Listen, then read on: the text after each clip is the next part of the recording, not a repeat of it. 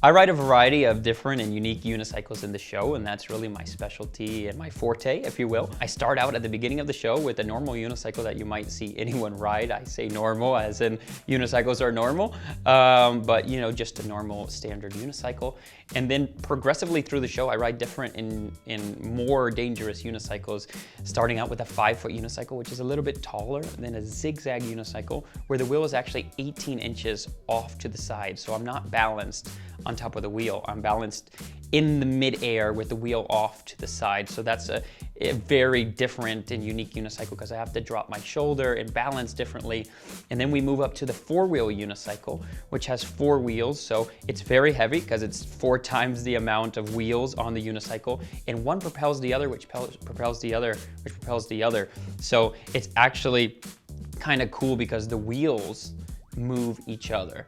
And then later on in the show, I get to ride one of my favorite unicycles in the show, which is the unicycle I call the scissor unicycle, which is actually built like a scissor jack that you might see in construction, where the unicycle moves up and down as I ride. So that one's one of my favorites. And then during that same scene, I get to ride one of the smallest unicycles out there with a wheel that's just a rollerblade wheel. And then later on in the show, I get to do the unicycle that I've become known for everywhere, which is the world's tallest rideable unicycle at 34.6 feet, which is a feat in itself. I have to respect it because it is dangerous. It is crazy, and it is a world record. So, I mean, that's amazing. And then later on in the show, in the finale, I get to ride a couple more, which is our sideways unicycle, which actually moves sideways. So the wheel facing forward to you is sideways. So I'm going left to right instead of forward and back while facing a different direction. It's like a brain game, if you will.